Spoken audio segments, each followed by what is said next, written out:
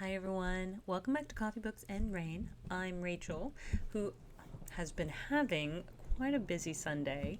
Now, I just traded in my coffee for my big thing of water because when I brought my cup in there, realized I had made myself a cup of water a while ago. And so I thought, okay, well, maybe I'll actually hydrate a little bit before having more coffee. But we've got books, we've got reviews, no rain, but it's nice and overcast, so the weather is kind of perfect for the fall season. And we are diving into a book called The Hollow Man by Rachel Amphlett. And it is Detective Mark Turpin, number 7. Did I know it was number 7 when I picked it up? No, I did not. However, it does feel like a pretty good standalone, even though apparently Mr. Mark Turpin has been doing quite a bit of detecting. And now I'm intrigued because I really like the heck out of this book. I was engaged, I was curious, I was like, oh man, I need to know what's going to happen next. And so, let us dive into the summary. After being summoned to a crime scene late on Friday afternoon, Detective Mark Turpin arrives to find the body of a man, his face obscured by plastic sheet wrapped around his head. When the victim's final moments are traced to a rented property in the Oxfordshire countryside, Mark discovers another body, one that has been brutally cut into pieces and left to rot. As the manhunt for the murderer intensifies, Mark uncovers several unresolved cold cases with similarities to his own, and exposes a killer who has managed to escape both national and international scrutiny. Then one of his colleagues disappears without a trace, and Mark is faced with an impossible situation that could plunge his career into jeopardy. The Hollow Man is the 7th book in the best-selling Detective Mark Turpin series, and it's perfect for listeners who love intriguing, edge-of-your-seat murder mysteries. Now, I did have the audiobook, and I 100% agree that it was kind of on the edge of my seat murder mystery. I was incredibly curious to know how this was going to play out. And this is expected publication October 6, 2025. So, going to try to release it on its day of release. Now, it does say that the Kindle edition is 264 pages. I want to say my audiobook was somewhere around 7 or 8 hours. It didn't feel too burdensome, and so I was able to finish it in like a day and a half because I was very intrigued. So, let's just start from the beginning where cleaning woman goes into this, seems like a work share space. Somebody has rented this office for a week. She goes in after their time is supposedly up, and there's before she even turns on the light, she sees this figure in a chair. She's like, are you okay? She gets just a little bit closer and realizes, no, they're definitely not okay because they have been slashed across the throat, and they have had a bag put over their head. So from there, of course, that's when the detectives have to come in. Like, this is a very weird sort of situation. Nobody heard or saw anything, and it's been like a couple days since, I guess maybe they're cleaning on like a Sunday. Maybe he was supposed to leave on a Friday. I'm not 100% certain, like, that full timeline. But let's just say it's been a couple days, and now it's time for her to, like, clean up. So, now Mark Turpin and his detective partners are on the case to figure this out. And they start looking into it. They figure out, okay, well, this guy had a rented property, and so let's go to the rental property. Well, it looks like he never really unpacked. There's cardboard boxes everywhere. And he kind of goes through, one of them, he has his counterpart go ahead and record him when he walks into the space and says, this is Detective Mark Turpin. I'm opening this box. I'm at this location. So they're recording it, and there's nothing in it. So I think he opens another one. There's nothing in it. And so then his partner goes back to kind of investigate the rooms and is confronted with this very macabre scene where a body has pretty much been disassembled in what seems to be a very graphic depiction, something that like she was not expecting to encounter. So she's a little rattled. She is definitely, yeah. What is her name? Is her name Jen? No, I think Jen is his girlfriend. Anyway, so she's a little rattled, and they like have to call in reinforcements pretty much because this is a lot. This is not what they were expecting to run into. And so now we've got multiple bodies, and it seems as though the person who was in the office was potentially the one who did that at the apartment, because that body's been there for like a week or more and is starting to decompose. And so that's kind of gross. So then the medical examiner comes out, and they go through a lot of the other boxes, and then they find an eyeball. And they're like, what? Because the body on the floor has both of his, but this eyeball is now linking him to a third. And it's like, what is going on? There's so many things happening. So the mystery is just building. And I was loving it. I was here for it because I like when I don't know where things are going to go. And I also like that it's not body horror, but there is enough grotesqueness to really give it a sinister vibe. It's not like slasher grotesque, it's just, or like slasher body horror. It's nothing like that. But the description gives just enough to really give it like that creepy, like serial killer-esque vibe. Like, and so I was like, all right, how long's this guy been doing it? So from there, we actually link this guy to, so they're like, okay, well, where has this guy lived in the past? Because apparently he's only been here for X amount of time. Where was he previously? So they start looking into it, and they link him back to an apartment in Dubai, like a rental space, or it was like somebody, I assume it's more like somebody's garage.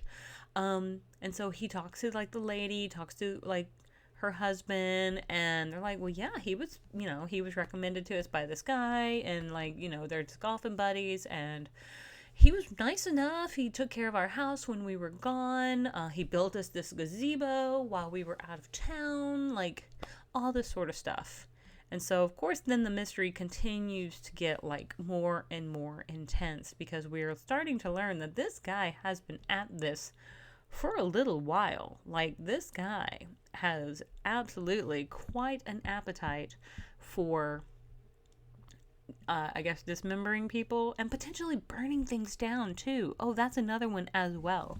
But it's a super well-crafted, complex case. Now, it is not a murder mystery like an Agatha Christie murder mystery. This is more a mystery thriller suspense that really is very captivating.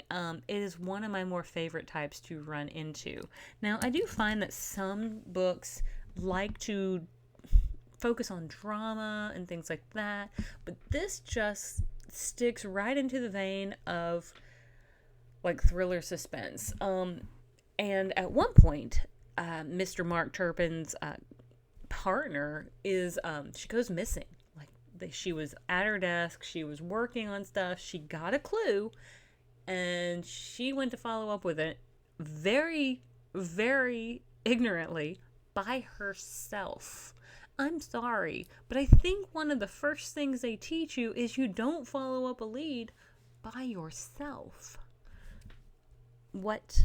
I was like, come on, girl, come on. But anyway, ultimately, I was absolutely like captivated by the story. I really need to read the other books in this series, and I understand that this is number 7, so I need to click on her name, because it seems like Rachel Amphlett has written, at least according to Goodreads, 186 books. My gosh, she is prolific. Let's just go down to her series. Yep, here's the Mark Turpin series. There are 7 books, but she's also got the Detective K. Hunter series, the Dan Taylor series, the Eva Delacourt series, an English spy mystery serial. But yeah, then the Mark Turpin series, which has 7. There are None the Wiser, Her Final Hour, The Lost Boy, A Silent Truth, Cover the Bones, The 11th Grave, and The Hollow Man. Now, I'm not going to try to spoil too much for you guys because I don't want to give that away. I think that's really interesting the way they build towards it. And it's very twisty and turny, and I think it does a good job of keeping you interested and flipping to the next page. Or I guess in my audiobook, like listening, it kept me listening and kept hitting play anytime I had a free moment to listen to it. So in my personal opinion, I don't think the reveal was expected from me. I thought it could go a couple ways, and I think I'll admit that I was incorrect. There was also one particular point that I thought something might happen, and I was kind of worried, and it didn't happen, so I'm kind of happy. That was more towards the end, where I was really worried that this one particular character was going to be in jeopardy, and because I was worried that somebody may not be as forthright as we thought they might be. So I was a little bit on the fence about that. I really, like, if there had been more than 5 or 7% left of the book left, I probably would have been more worried for that character. Or I was thinking that particular character, if something happened right then, that would be a great lead into maybe a book 8, because then I could see all hell breaking loose at that particular point. So I don't know how many books that this particular character has planned for this, but oh wait, his partner's name is Jan. I just happened to see this in Jen's review. So sorry, I was not I was dancing around her name because I had blanked on it,